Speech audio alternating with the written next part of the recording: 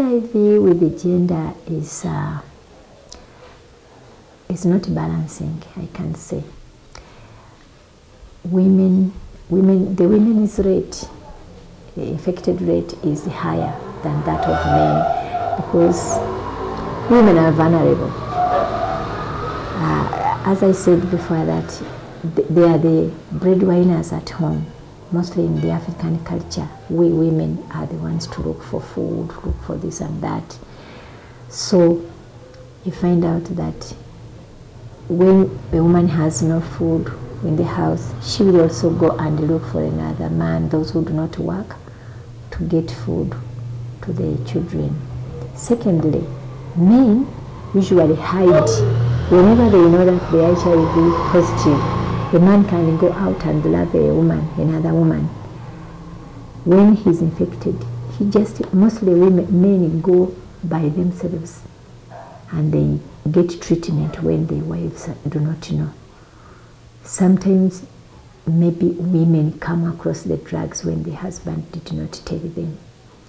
So it's very difficult for a man to reveal. Very few men can reveal to their wives that they are HIV positive. The number of females is more than the number of the males. It's just because the males probably, they don't want to disclose their status, and so they have this fear of coming to the clinic, and maybe people will get to know their status when they come to the clinic and stuff like that.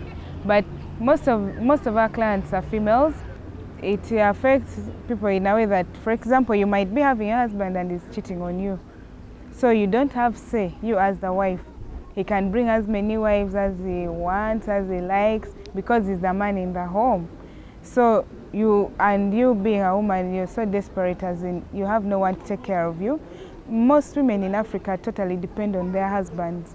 So you cannot say much. If your husband has decided to say this and to do this, you're not going to do much or to say much to stop him.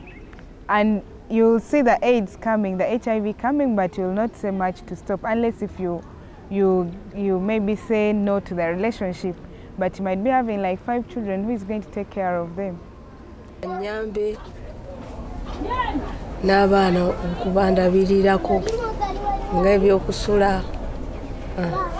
Other people, they get the disease because of poverty. Somebody may promise to buy her food, or sometimes to give her clothes. Sometimes she has nowhere to sleep. She'd rather go with so many because she wants to get a shelter where to sleep. At the end, she gets the disease. Here, mostly when a woman loses a wife and loses a husband, that is the very greatest challenge. In fact, I have written in some books how most women are suffering when they have lost their husbands. I have a book I wrote about widows and widowers. I was comparing how a widow suffers and how a widower suffers. But we find out that, as I said before, women are not taken like people in most cases. Since they are ever condemned that they are the ones who have brought the disease in the home. When the husband is sick, these relatives start to plan. Each one plans what he will take.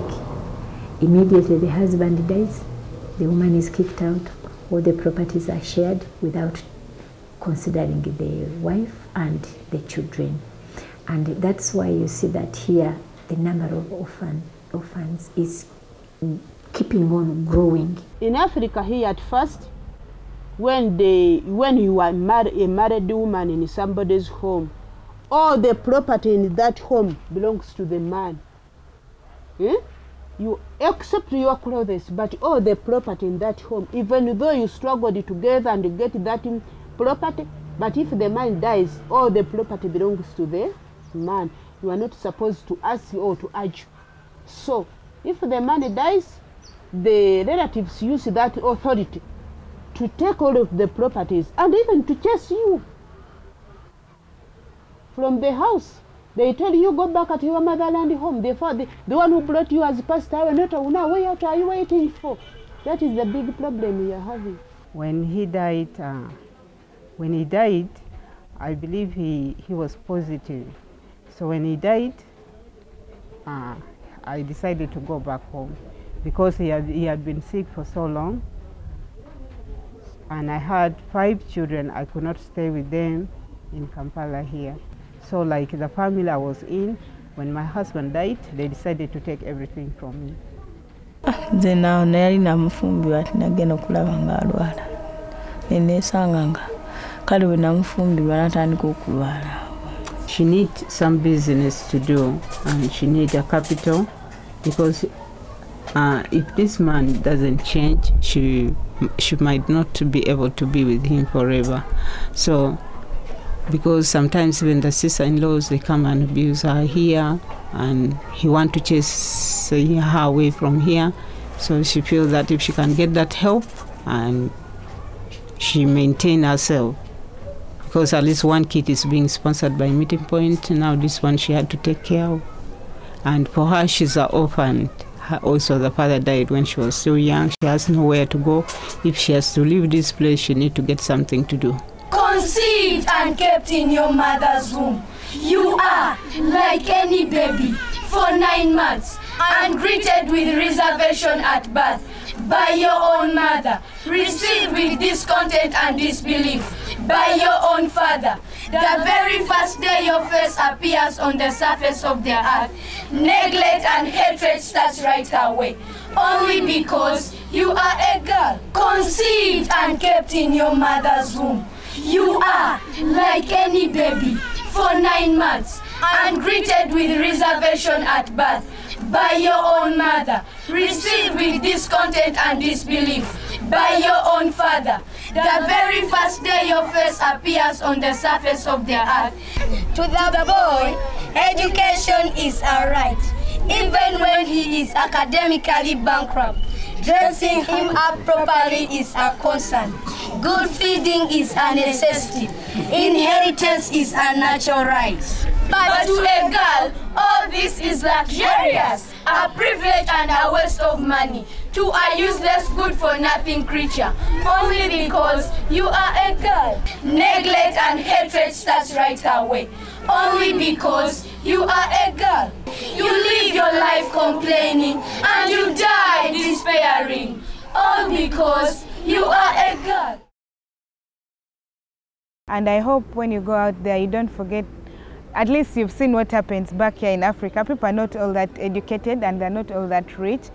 And with lack of knowledge, anything can happen to someone. I just only say thank you very much for coming. And I say that if you go back to America, you should not forget us.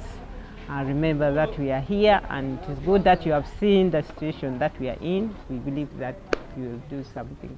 Wish to thank the Vanderbilt University for the networking they have with us, sending us all those students. I know it costs a lot, but your greatest sacrifice you have made to give us volunteers is really great, and we appreciate. We thank Professor Guy, the Chancellor of the university.